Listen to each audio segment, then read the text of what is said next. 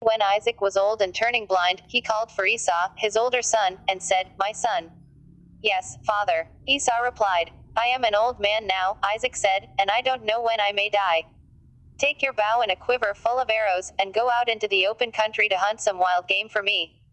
Prepare my favorite dish, and bring it here for me to eat. Then I will pronounce the blessing that belongs to you, my firstborn son, before I die." But Rebekah overheard what Isaac had said to his son Esau. So when Esau left to hunt for the wild game, she said to her son Jacob, "Listen, I overheard your father say to Esau, 'Bring me some wild game and prepare me a delicious meal. Then I will bless you in the Lord's presence before I die.' Now, my son, listen to me. Do exactly as I tell you. Go out to the flocks, and bring me 2 fine young goats.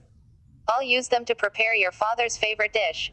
Then take the food to your father so he can eat it and bless you before he dies." But look, Jacob replied to Rebekah, "My brother, Esau, is a hairy man, and my skin is smooth. What if my father touches me? He'll see that I'm trying to trick him, and then he'll curse me instead of blessing me." But his mother replied, "Then let the curse fall on me, my son. Just do what I tell you. Go out and get the goats for me."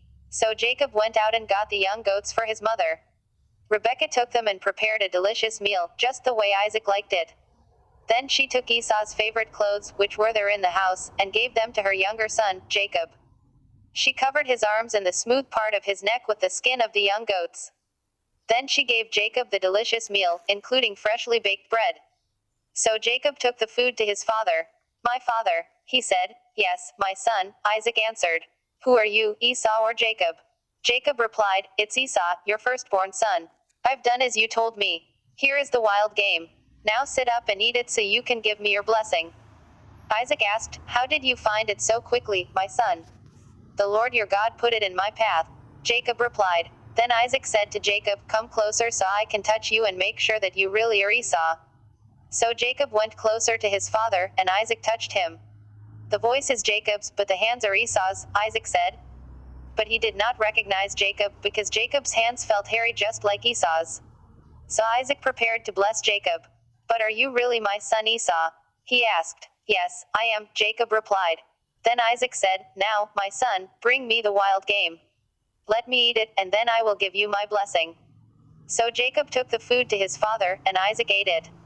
He also drank the wine that Jacob served him. Then Isaac said to Jacob, "Please come a little closer and kiss me, my son." So Jacob went over and kissed him.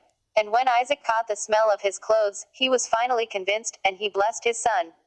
He said, "Ah, the smell of my son is like the smell of the outdoors, which the Lord has blessed. From the dew of heaven and the richness of the earth, may God always give you abundant harvests of grain and bountiful new wine. May many nations become your servants, and may they bow down to you. May you be the master over your brothers, and may your mother's sons bow down to you.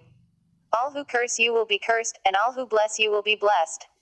As soon as Isaac had finished blessing Jacob, and almost before Jacob had left his father, Esau returned from his hunt.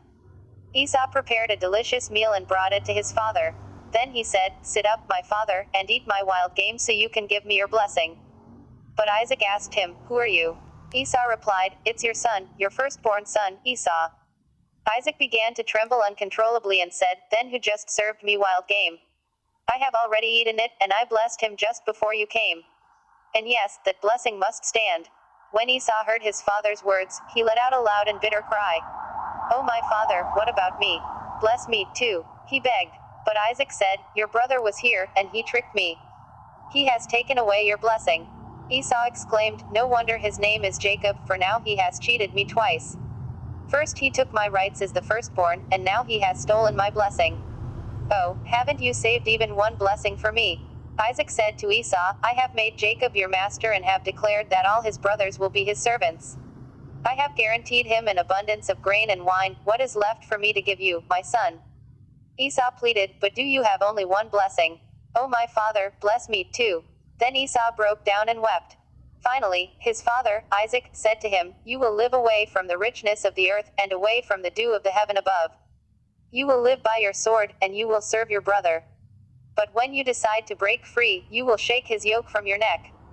From that time on, Esau hated Jacob because their father had given Jacob the blessing. And Esau began to scheme, "I will soon be mourning my father's death. Then I will kill my brother, Jacob. But Rebekah heard about Esau's plans.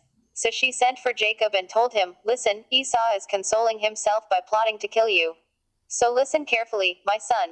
Get ready and flee to my brother, Laban, in Haran. Stay there with him until your brother cools off. When he calms down and forgets what you have done to him, I will send for you to come back. Why should I lose both of you in one day? Then Rebekah said to Isaac, I'm sick and tired of these local Hittite women. I would rather die than see Jacob marry one of them.